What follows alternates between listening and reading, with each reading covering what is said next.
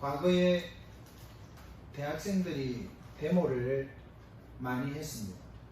거기에 가면, 데모 현장에 가면 진리가 너희를 자유롭게 하리라 라는 현수막을 붙이고 데모를 했습니다. 저는 그때 생각을 했습니다. 어떤 진리가 자유를 주는가? 사람들은 자신이 주장하는 것이 진리인 것처럼 말합니다. 그래서 자기가 알고 있는 게 진리. 그래서 다른 사람의 말을 수용하려고 하지를 않습니다. 그냥 저 사람이 저렇게 말하면 그렇게 생각하십니까? 그렇습니까? 이러고 넘어가도 되는데, 우리는 내가 알고 있는 게 전부기 때문에 내 것으로 그 사람들을 눌러서 내가 참된 진리다 이런 것을 보여주려고 할 때가 있습니다. 여러분, 사람들은 진리라고 주장하는 것이 너무 다양합니다. 그러면 이 세상에 어떤 진리가 참 자유를 줄 수 있습니까? 그래서 오늘 제가 전할 복음, 하나님의 말씀의 주제는 예수님께서 참된 진리 되시고 진정한 자유를 주신다라는 주제를 가지고서 예수님께서 참된 진리가 되시고 자유를 주신다. 그리고 진정한 아브라함의 후손은 예수님을 믿는다라는 대지를 차례대로 살펴보겠습니다. 첫 번째로 예수님께서 참된 진리가 되시고 자유를 주십니다. 오늘 본문에서는 예수님을 중심으로 진리에 대한 논쟁이 있었습니다. 당시에 예수님을 많은 사람이 따라다녔습니다. 예수님을 따르는 사람들은 천차만별이었습니다. 그런데 한 번은 예수님께서 이해하기 힘든 일을 벌리셨습니다. 예수님께서 자기가 누구이며 무엇을 하러 이 세상에 왔는가를 자세히 강론하십니다. 예수님께서 말씀을 마치자 많은 사람이 예수님을 믿기 시작했습니다. 그런데 예수님께서는 자기를 믿는 이 유대인들을 향하여 마귀의 자식들이라고 말씀하셨습니다.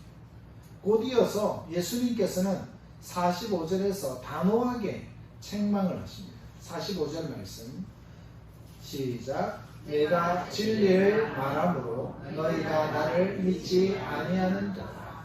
어떻게 이럴 수가 있습니까? 분명히 예수님을 믿는 사람이라고 했는데 그들을 가리켜서 예수님은 마귀의 자식이니 진리가 너희 속에 없다라고 하실 수 있습니까? 이것을 어떻게 이해해야 합니까? 여기서 무엇이 믿음을 규정하는 기준인지를 생각해야 합니다. 무엇이 사람을 하나님의 자녀와 마귀의 자녀로 구분 지을까요? 무엇이 참 믿음과 거짓 믿음을 분별하는 척도일까요?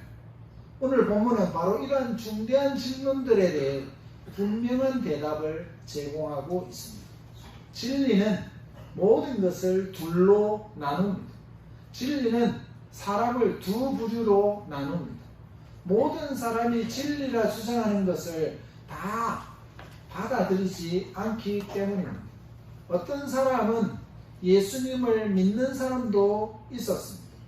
그들은 기적을 보고 믿는 믿음 그 이상이었습니다. 그러나 그들의 믿음은 참 믿음에 이르지 못했습니다. 왜냐하면 예수님의 말씀에 순종하기를 거절했기 때문입니다. 참 믿음은 예수님의 말씀을 듣고 그 말씀에 순종하고 따르는 것이 참 믿음인데, 말씀을 듣고 순종하기를 거절하는 것은 참된 믿음이 아닌 것입니다. 예수님과 유대인들 사이에 논쟁의 주제가 무엇입니까?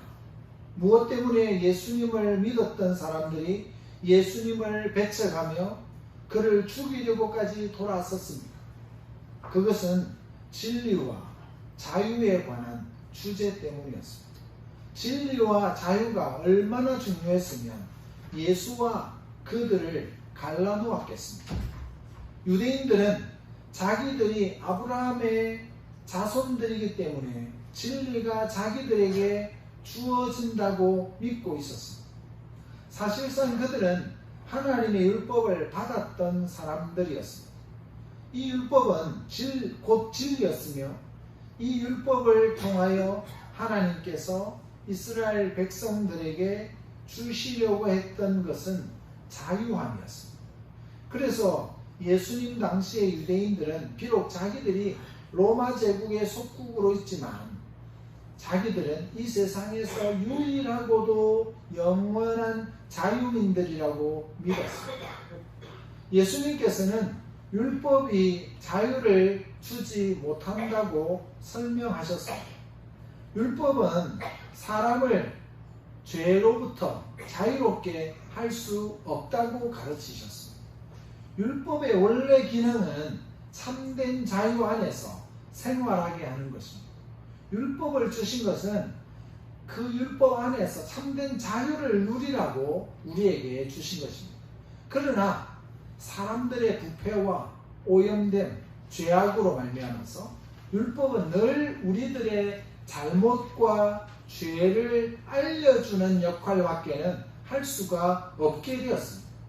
율법은 항상 우리 자신들이 하나님의 뜻과는 정반대의 삶을 살고 있다는 것을 가르쳐 줄 뿐입니다. 율법은 마치 거울과 같이 우리의 약점과 더러움과 죄들을 생각나게 해줍니다. 그러므로 율법이 우리를 죄와 죄책감으로부터 해방시켜 진정한 자유를 줄 수가 없는 것입니다. 율법은 죄를 깨닫게 해주며 죄는 항상 사람을 노예처럼 부립니다. 그래서 예수님은 누구든지 참된 진리로 말미암아 자유함을 얻지 않고서는 늘 종노릇하는 노예와 같다고 말씀하신 것입니다. 진정한 자유함은 예수님을 믿는 신앙을 통해서만 얻어진다는 것을 알 수 있습니다. 다시 말하면 예수님의 말씀 안에 거함으로만 자유를 얻을 수 있는 것입니다. 32절 말씀 우리 함께 읽어보겠습니다. 시작. 진리를 알지니 진리가 너희를 자유롭게 하리라. 예수님께서 진리를 알지니 진리가 너희를 자유롭게 한다라고 말씀하셨는데 요한복음 14장 6절 말씀 시작. 예수께서 이르시되 내가 곧 길이요 진리요 생명이니 나로 말미암지 않고는 아버지께로 올 자가 없느니라. 예수님이 그 길, 예수님이 그 진리, 예수님이 그 생명이라. 예수님이 유일한 길이고 예수님이 유일한 진리이고 예수님이 유일한 생명이라는 것. 유일한 길과 진리와 생명이 예수님에게 있다는 것입니다. 그래서 그 진리로 아버지께 갈 수 있습니다. 여러분, 자유라는 것이 무엇입니까? 죄와 심판과 죽음으로부터의 자유입니다. 자유라고 하는 것은 하나님의 집에 영원히 거하는 삶, 그것을 향해서 살아가는 것, 그것이 참된 자유라고 가르쳐주고 있습니다. 두 번째로 진정한 아브라함의 후손은 예수님을 믿습니다. 예수님께서 유대인과 논쟁하시면서 그들이 아브라함의 후손이라는 것을 인정하셨습니다. 아브라함은 생물학적으로 조상입니다. 육신적으로는 아브라함의 후손이라는 말입니다. 그러나 정말로 문제가 된 것은 예수님의 반대자들이 아브라함의 진정한 자손이라고 할 수 있는가 하는 것입니다. 예수님을 반대하는 사람들이 아브라함의 진정한 자손일 수 있느냐? 이것이 문제인 것입니다. 예수님께서는 자기를 배척하는 자들은 아브라함의 참된 자손이 아니라고 말씀하십니다. 누구누구의 후예다, 또는 누구누구의 자손이다 라는 용어는 그 조상의 행실과 업적을 그대로 이어받을 때 사용이 됩니다. 이처럼 아브라함의 자손이다 라고 하면 아브라함이 믿고 행한 대로 행하는 사람들을 말합니다. 그렇다면 아브라함이 어떤 사람이었습니까? 아브라함의 일생을 한마디로 요약하면 하나님의 약속에 자기의 온 생애를 걸었던 삶이라고 할 수 있습니다. 아브라함은 하나님으로부터 들은 약속의 말씀, 곧 진리를 믿었습니다.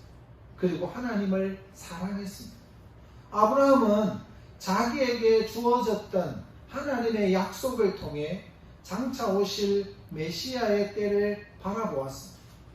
아브라함은 자기의 노년에 얻은 아들 이삭을 통하여 하나님의 약속이 성취되었다는 사실을 알았습니다.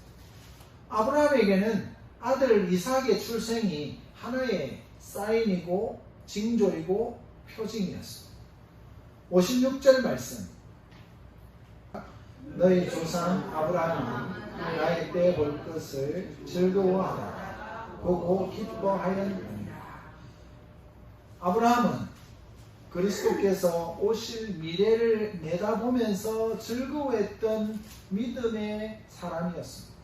그렇다면 진정한 아브라함의 자손이란 하나님의 약속이신 예수 그리스도를 믿는 사람들입니다. 하나님의 약속이신 예수 그리스도를 믿는 사람들이 아브라함의 자녀입니다. 따라서 아브라함의 진정한 자손이라면 예수님을 영접하고 믿어야 합니다. 그러나 유대인들은 예수님을 그리고 그 말씀도 믿지 않았고 도리어 예수님을 죽이려고 하였습니다. 그래서 예수님은 그들을 마귀의 자식이라고 결론을 지으십니다. 따라서 유대인들은 진정한 아브라함의 후손이 될 수 없었습니다. 또한 하나님이 그들의 아버지가 될 수도 없었습니다. 오히려 유대인들은 진리를 배양하여 거짓을 선택함으로 자기들의 아버지가 마귀라는 사실을 스스로 선언한 것입니다. 마귀라는 이름의 뜻은 사탄, 마귀라는 말은 속이는 자, 거짓말하는 자입니다. 그래서 우리가 이 사탄의 농간에 넘어가면 속고 거짓말에 속아서 천국이 없는 사람처럼 이 세상에서 살아가게 됩니다. 여러분, 예수님을 믿는 사람들, 예수님을 믿는다고 하면서 교회에 출석하는 사람들도 하나님의 말씀에 순종하지 않고 하나님의 약속이신 예수님을 위해서 내 모든 전부를 다 걸지 않는다면 그들은 하나님을 제대로 믿는 사람이라고 고백할 수 없을 수도 있습니다. 오히려 하나님이 보실 때 너희는 내 자녀가 아니라 마귀의 자녀와 같구나라고 말씀하실 수도 있습니다. 그래서 우리는 예수님에게 모든 것을 걸어야 됩니다. 예수님이 내 모든 삶의 중심이 되어야 합니다. 유대인들은 하나님의 말씀을 잘 지킨다고 생각했지만 결국은 하나님이 보내신 예수 그리스도를 거절함으로 마귀의 자식들이 되었습니다. 마귀의 자식들은 그 아비 마귀를 기쁘게 합니다.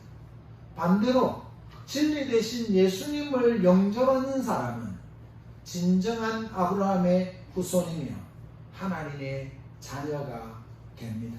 하나님의 자녀는 아버지이신 하나님을 기쁘시게 합니다. 로마서 12장 1절 말씀 함께 읽겠습니다. 시작. 그러므로 형제들아 내가 하나님의 모든 자비하심으로 너희를 권하노니 너희 몸을 하나님이 기뻐하시는 거룩한 산 제물로 드리라. 이는 너희가 드릴 영적 예배니라. 여러분, 산재물은 산채로 죽이는 것입니다. 산재물은 살아있는 채로 죽이는 겁니다. 산재물로 죽임을 당할 때 수치와 고통을 당합니다. 예수님께서 우리 죄를 위해 산채로 십자가에 달리셨습니다. 우리를 구원하시고 참된 자유를 주기 위해서 사람들의 비웃는 시선과 수치와 고통을 당하시면서 산제물이 되셨습니다. 우리도 산제물로 주님을 위해서 살아가면 사람들의 비웃음의 시선과 수치와 고통을 당하게 됩니다. 우리가 겪는 이 수치와 고통의 삶을 신앙생활이라고 부르는 것입니다. 신앙생활은 하나님 앞에 나를 산제물로 바치는 싸움입니다. 보통 성도들은 누가 옳으냐를 가지고 서로 싸웁니다. 교회에서 누가 옳으면 뭐합니까? 그게 싸울 일입니까? 우리는 내 몸을 산제물로 하나님께 드리기 위해서 싸워야 됩니다. 나 자신과 싸워야 됩니다. 하나님이 기뻐하시는 뜻을 이루기 위해서 싸워야 됩니다. 그러나 여러분, 우리는 누가 옳으냐의 싸움을 할 것이 아니라 하나님이 요구하시는 것을 이루기 위해서 싸워야 합니다. 우리를 산제물로 드리려면, 또 우리를 산제물로 드렸다면 하나님이 나로 상처나게 하면 상처를 받아야 됩니다. 하나님이 나로 죽게 하면 죽어야 됩니다. 산제물이니까. 제물이 나를 왜 상처내느냐, 나를 왜 죽이느냐고 말할 수 없기 때문에 그렇습니다. 나의 자존심을 내세울 수 없는 우리는 산제물이기 때문입니다. 여러분, 우리가 산제물로 살면 더 확실하고 영원한 상급을 약속받게 됩니다. 이것은 오직 예수님을 믿는 믿음으로만 알 수 있습니다. 사랑하는 성도 여러분, 예수님을 떠나서 자유를 누린다는 말은 거짓말입니다. 참된 진리이신 예수님 안에 자유가 있음을 믿으시기 바랍니다. 아멘. 진리 되신 예수님께서 여러분을 죄와 심판과 사망으로부터 자유하게 하실 것입니다. 믿습니까? 참된 자유를 주신 하나님을 기쁘시게 하는 산제물로 치열하게 살아내시기를 주님의 이름으로 축복합니다. 아멘. 기도하겠습니다.